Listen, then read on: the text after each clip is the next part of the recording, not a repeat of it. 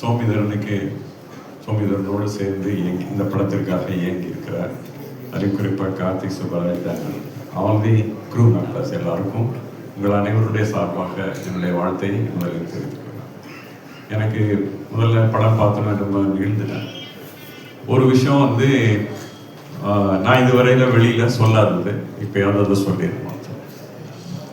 கிட்டத்தட்ட 85 86 2000 வரையிலும் ஈழத்தில் நடக்கிற சம்பவங்கள், இந்த கதையில் இருக்கிற போல பல்வேறு சம்பவங்களை எனக்கு நேரம் சொல்லுவாங்க. ஒரு நாள் இரவில் நான் சித்திரமாக அதை வரைவேன். இதுவரையில் நான் சொல்லலை, ஒரு 15 ஆண்டுகள் இது நடந்தது. நான் சித்திரமாக வரைவேன். அதுதான் உலகம் முழுமையிலும் ஒரு பத்திரிகையாக, அதாவது பிரிண்ட் அவுட் எலிமெண்ட்டாக இங்கே பிரிண்ட் ஆகி இதன் பிறகு ஈழத்தில் பிரிண்ட் ஆகி வெளியே போச்சு. நானே ஒரு 100 கதைகளுக்கு மேலே கேட்டிருப்பேன். சில நேரங்களில் அந்த கதையை கேட்டுட்டு நான் ஆல்மோஸ்ட் க்ளோஸர் டு 86 2000 வரைக்கும் இது நடந்துகிட்டே இருந்தது, தொடர்ந்து நடந்தது. ஆக்சுவலாக என்னென்னா, அது ரொம்ப டூ சென்சிட்டிவ் டைம் தமிழ்நாட்டுக்குள்ளேயும். காலையில் எனக்கு வார்த்தையால் தான் சொல்லுவாங்க. ஒருத்தர் கதையை சொல்லுவாங்க. நான் வரைஞ்சி வச்ச பிறகு வாங்கிட்டு வர்றதுக்கு வேற ஒருத்தர் வருவார். அன்ற நாள் நான் திரும்ப அதை முடிக்கலைன்னா 3ஆம் நாள் அது வாங்க வரவர் இன்னொரு வருவார் இருப்பார். அவ்வளவு ரொம்ப கான்சியஸாக செய்ய வேண்டிய இடமாக இருந்த நேரத்தில் அப்படியெல்லாம் கேட்ட கதை இன்றைக்கு தமிழ்நாட்டிலேயே மெயின் ஸ்ட்ரீம் சினிமாவுடைய எலிமெண்ட்டோடு சேர்ந்து திரையில் வடிவமாக வருவதற்கு கிட்டத்தட்ட 35-40 ஆண்டுகள் ஆயிடுச்சு. அது பிறகு தான் அது நடக்குது. அதுக்கு முன்னாடி வரைக்கும் அதுக்கான சாத்தியமே இல்லை. இதுக்கு இடைப்பட்ட காலகட்டத்தில் உலகம் முழுமையிலும் புலம்பெயர்ந்து போயிருக்கிற தமிழ் சமூகம் இந்த கதைகளை சுமந்துக்கிட்டே போயிருந்ததுனால இதையெல்லாம் சொல்லணும்னு சொல்லி அவங்க ஓரளவுக்கு என்ன சொல்லுவாங்க, அதாவது அதை செயல் வடிவமாக்குவதற்கு ஆனால் சாத்தியப்பாடுகள் எல்லாம் வந்த பிறகு அதை எப்படியாவது கொண்டு போய் அங்கே ஈழத்தில் ஸ்ரீலங்காவில் வச்சு ஷூட் பண்ணி அதை ஒரு ஃபிலிம் ஆக்கணுன்றதுக்கான முயற்சியும் 2000க்கு பிறகு பீஸ் டிக்ளேர் பண்ண பிறகு நாங்கள் போயிட்டுலாம் வந்த பிறகு பெரும் முயற்சிகள் உலகம் முழுமையில் நடந்தது. அது இந்த இடத்துக்கு வந்திருக்கிறது ஒரு 35-40 ஆண்டுகளில் தமிழ்நாட்டில் மிக பொறுப்போடு. அதுலேயும் நான் போய் 2002 நான் போனப்போ நான் ஒரு சின்ன பையனை பார்த்த ஆள் தான் சோமி. அன்றிலிருந்து இந்த வரைக்கும் இந்த எஸ்பெஷலி ஃபிலிம் மேக்கிங்கில், அதுலேயும் டாக்குமெண்ட்ரி, இது குழுக்கில் ரொம்ப காத்திரத்தோடு இயங்கி இருக்கிறப்பல எனக்கு இந்த 25 ஆண்டு சோமி இயங்கினதும் எனக்கு தெரியும். இந்த படத்தை பார்த்தும் நான் ரொம்ப மூவ் ஆகிட்டேன். ஆக்சுவலாக அவர் எல்லாரும் சொன்னது போல் இதில் ஒரு மெயின் ஸ்ட்ரீம் எலிமெண்ட்டும் இதில் இருக்குது. அவங்களையும் சாதாரணமாக படம் பார்க்க வரவங்களையும் அது ஹெல்ப் பண்ணும். எல்லாவற்றையும் தாண்டி ஆஸ் எ கிரியேட்டிவ் பர்சன் ஒரு ரொம்ப ரொம்ப பொறுப்போட, என்ன சொல்லுவாங்க, ஒரு கமிட்மெண்ட்டோட பொறுப்போட இந்த படம் சோமி செய்திருக்கிறாப்புல. எனக்கு பல்வேறு காட்சிகளை நான் படித்த மாதிரி இருந்தது. அதில் வந்த கதாபாத்திரங்களாக வந்தவர்கள் எல்லோருமே கூட அப்படியே நாட்டு சினிமா பிம்பம் இல்லை, அது ஒரு லைஃப்ல இருந்து ஒரு எலிமெண்ட் மாதிரியே இருந்தது. அந்த வகையில் மிக சிறப்பான இந்த படத்தை உங்கள் அனைவர் சார்பாகவும் திரும்பவும் நான் வாழ்த்துவதை பெரும் மகிழ்ச்சி அடைகிறேன். நன்றி, வணக்கம். எனக்கும் ஒரு 20-25 வருஷம் நட்புடுது. ரொம்ப சின்ன பையனா டாக்குமெண்ட்ரி ஃபிலிம் மேக்கராக இருந்தது எனக்கு தெரியும். பிரபஞ்சன் ஒரு பிரமாதமான வரி எழுதியிருக்கார். அதுதான் நான் சொல்லணும்னு நினைச்சேன். ஆனால் இவ்வளவுக்கு பிறகும் ஒரு பூ பூக்கதானே செய்கிறது என்று ஒரு வரி எழுதினார். அப்படியே ஈழத்தோடு அந்த வரியை பொருத்தி பார்த்துக் கொள்ளலாம். அவ்வளவுக்கு பிறகும் ஈழத்தில் ஒரு பூ பூக்கதான் செய்தது, எல்லோரும் அந்த பூவை ரசிக்கத்தான் செய்தார். அதே மாதிரி இந்த படத்தில் வருகிற பல காட்சிகள், பல இடங்களை நான் நேரடியாக பார்த்த அனுபவம் எனக்கு இருக்கிறது. நான் வெறித்தனமாக நூற்றுக்கணக்கான ஈழ கதைகளை, அதாவது இலங்கை போர் கதைகளை ஒரே பீரியட்ல ஒரு 2-3 வருடத்தில் ஒரு 200-300 சிறுகதைகளையும் நாவல்களையும் படித்துள்ளேன். எனக்கு எல்லாம் படித்து முடித்த பிறகு என்னுடைய மனதில் பிரபஞ்சனுடைய அந்த ஒரு சொல் தான் மறுபடியும் எழுந்தது. இவ்வளவுக்கு பிறக்கும் ஒரு பூ பூக்கத்தானே செய்கிறது என்கிற வரிதான் எனக்கு வந்தது. அதே மாதிரி அகர முதல்வன் என்கிற ஒரு எழுத்தாளனுடைய இன்னொரு வரியும் எனக்கு இந்த இந்த படத்தினுடைய கிளிப்பிங்ஸ் பார்க்கும் போதெல்லாம் இதான் வந்தது. ஈழத்தின் ஒரு போராளியும் இராணுவத்துக்காக ஆள்காட்டி கொண்டிருந்த ஒரு பெண்ணும் விருகம்பாக்கத்தில் வந்து தங்கி சர்க்கரை கம்மியாக ஒரு டீ சொல்லிவிட்டு காத்திருக்கிறார்கள் என்று ஒரு வரியை எழுதியிருப்பார். ஒரு போருக்கு பிறகு சூழல் அவ்வளவு மாறுவதாக ஒரு வரிகளில் இருக்கிறது. உண்மையிலேயே சோமிதரன் என்கிற ஒரு மகத்தான கலைஞனை முதலில் கண்டுபிடித்தது பாலுமேந்திராசன் தான். என்னால் முடியலடா, என்னால் நான் இந்த ஒரு சக்சஸ்ஃபுல்லான படத்தை முதல்ல எடுத்துட்டுனா அப்புறம் நீ வெற்றியை நோக்கி போயினே இருப்ப, அதனால முதல் படமா நீ வந்து ஒரு ஈழத்துக்கான ஒரு படத்தை எடுத்துரு என்று சொன்னார். நானும் பாலுமேந்திராசன் போய் தான் அந்த காஞ்சிபுரத்துக்கு பக்கத்தில் ஒரு நிலத்தில் அவருடைய திருமணத்தை நடத்தி வைத்ததெல்லாம் இப்போது நினைவு கூறுகிறது. அவனுடைய வெற்றியை எதிர்பார்த்து காத்திருக்கிற லட்சோபலம் லட்ச பார்வையாளர்களில் நானும் ஒருவனாக இருக்க ஆசைப்படுகிறேன். நன்றி. இவருக்கும் இனிய மாலை வணக்கம். தூர்தர்ஷன் இந்தியாவில் ஆரம்பிக்கப்பட்டப்ப தூர்தர்ஷனில் ஒளிபரப்பப்பட்ட ஒரு சீரியல் வந்து ராமாயணம். ராமாயணம் இந்தியா முழுக்க ஒளிபரப்பு ஆக ஆரம்பிச்சிருச்சு.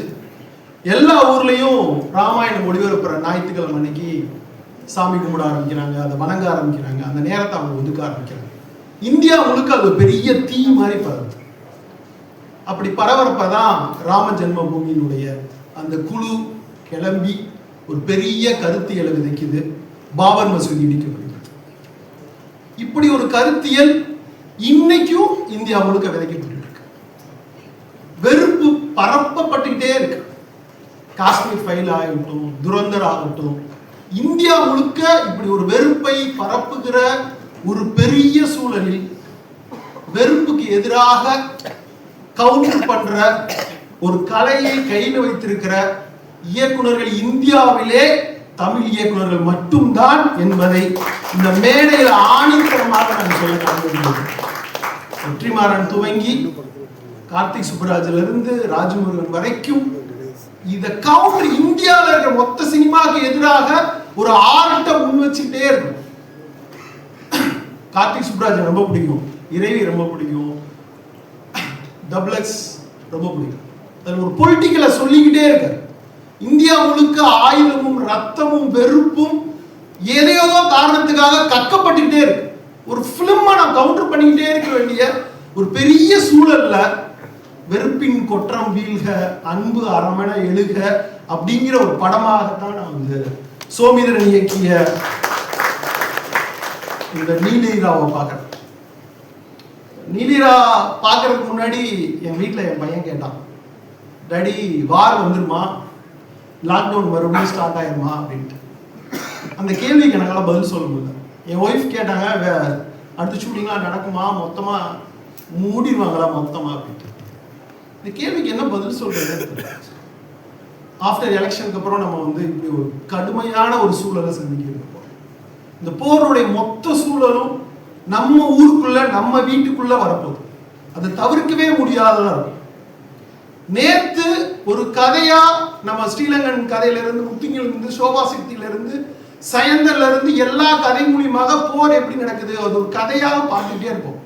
வார் சூழல்ல துப்பாக்கி வெடிச்சு செதறதையும், ரத்தம் தெறிக்க தெறிக்க ஓடுறதையும், கால் தனியா விடுறதும் தலை தனியா விடுறதையும் ஒரு படமா பார்த்துக்கிட்டே இருக்கிறப்ப ஒரு போர் படத்தை கத்தி இல்லாம, துப்பாக்கி சவுண்ட் கேட்காம, ரத்தம் இல்லாம, ஒரு மரணம் கூட நிகழாம சோமிதரன் பிரசன்ட் பண்ணது இருக்குல்ல, கலையினுடைய தீவிரம் என்பது.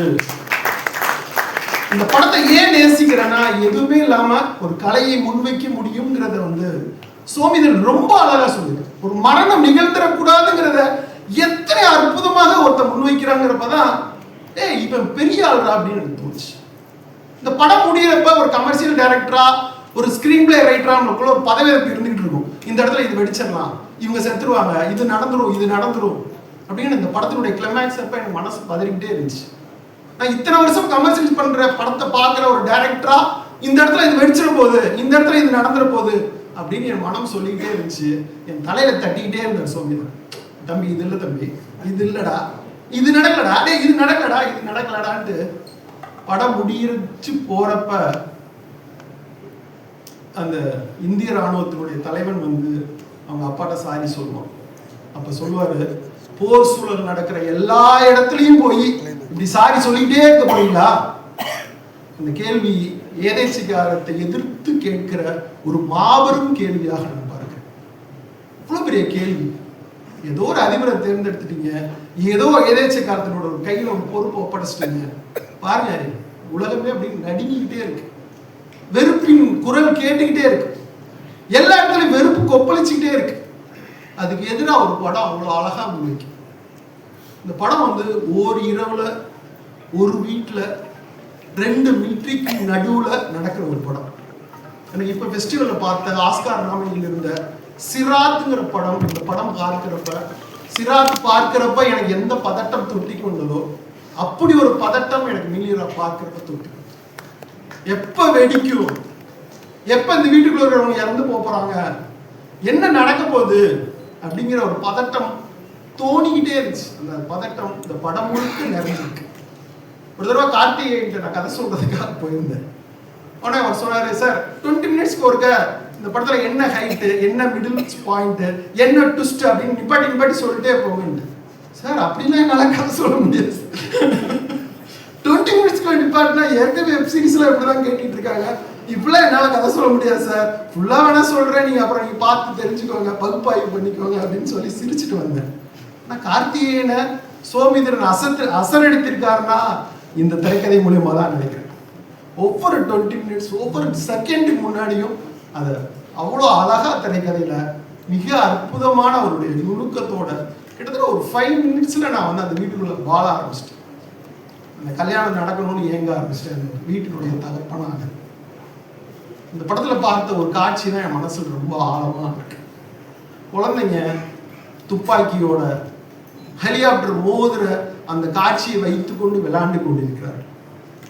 நண்பர்களே, துப்பாக்கி எடுத்து ஆக்ஷன் பண்ற எல்லாருக்கும் இந்த போர் சூழலுடைய தீவிரத்தை, இல்ல ரத்தம் தெரிக்கிறதனுடைய தீவிரத்தை, சண்டையினுடைய தீவிரத்தை, அந்த ஒரு காட்சி உங்களுக்கு பதட்டத்தை உருவாக்கு. அந்த பதட்டம் தான் இந்த சினிமா தருகிற முக்கியமான செய்தின்னு நினைக்கிறேன். சோமிதரனை நான் தழுவிக் கொள்கிறேன். கார்த்தி சுப்புராஜுக்கும் இந்த மொத்த படக்குழுக்கும் நடிச்ச ஒவ்வொருத்தருக்கும் இந்த மனமார்ந்த வாழ்த்துக்கள். நன்றி. 1 வருஷத்துக்கு முன்னாடி யோகா பிலிம் ஃபெஸ்டிவலில் நானும் செல்வமணி சார் இந்த படத்தை பார்த்து முடிச்சதுக்கு பிறகு இந்த படத்தை கொண்டு போய் எப்படி சேர்க்கறது அதை பற்றி தான் வந்து கார்த்தி சொல்லிட்டே இருந்தார். நம்ம கார்த்தியும் நம்ம சந்தானம் அவங்களும் அந்த வேலையை ரொம்ப சிறப்பாக ரொம்ப அழகாக நான் ஒரு அழகாக பார்த்துட்ருக்கேன். ரொம்ப எவ்வளோ அற்புதமாக பேசுகிறாங்க. ராஜமோகன்லேருந்து தொடங்கி பாலன், அப்புறம் மேயாதமான், அந்த டைரக்டரு எல்லாமே ரொம்ப அற்புதமாக இருந்துச்சு. ரொம்ப அழகாக போயிட்டுருக்கு நான் சொல்லிகிட்டே இருந்தேன். அதுக்கப்புறம் ராணா அவங்களும் உள்ளே வந்துட்டாங்க. ரொம்ப நன்றி சார். நாங்கள் ஒரு குரூப்பில் வந்து ஒரு வாய்ஸ் போட்டார், படம் பார்க்க வரணும்னு சொல்லி மெசேஜ் போட்டார் சொன்னாங்கல்ல. நாங்கள் டைரக்டர்ஸ் ஒரு குரூப்பு இருக்கோம். அதுக்கு பேர் வந்து ரெய்னான். அந்த டீம் பேர் Mani sir, Shankar sir, Vetrimaaran, Lokesh, Karthi, Sasi sir, Murugadoss, எல்லாமே பாலசக்திவேல், பாலன் எல்லாம் இருக்காங்க. ஏன் ரெய்னான்னு வச்சதுன்னா, அம்மா இது உங்களுக்காக ட்ரெய்லர் மாதிரி ரிலீஸ் பண்ணாங்க. ரொம்ப அற்புதம், அவங்களுக்கு வந்து நன்றி. அப்போது ஒரு ஷூட்டிங் வந்து ஸ்ரீலங்காவில் நடந்திருக்கு. அந்த ரெயின் சொல்லுங்க பிரிச்சாந்தி அந்த படத்துடைய ஷூட்டிங்கை அங்கே இருக்கிற ஒரு சின்ன பையன் பார்த்துட்டு இருந்திருக்காங்க. பார்க்கும்போது ரெய்னான்னு சொல்லிட்டு ஒருத்தர் சொன்ன உடனே மழை வருது. ஆச்சரியமாக அந்த பையன் பார்க்குறாங்க. யாரா ஒருத்தர் ரெய்னான்னு மைக்கில் சொன்னால் ரெயின் வருது, யாருன்னு பார்த்தா அவர் போய் உட்காந்தா அது ஒரு டேரக்டரோட சேரில் உட்கார்றாரு. கடவுளுக்கு பிறகு ஒருத்தர் சொன்னால் ரெயின் வருதுன்னா இந்த வேலையை தான் நம்ம லைஃப்பில் செய்யணும்னு சொல்லிட்டு வந்தவர் தான் பாலு மகேந்திரா சார். அதை வச்சு தான் நாங்கள் அதை வச்சோம். அந்த டீமுக்கு பேர் ரெய்னான்னு வச்சுக்கணும்னு சொல்லிட்டு. நல்ல படம் பார்த்தா சசியா சொன்னார்ல, அது வந்து பாகுபலியாக இருந்தால் சரி தான், நீலியராக இருந்தால் சரி தான், நான் வந்து சொல்லுவேன்னு சொல்லி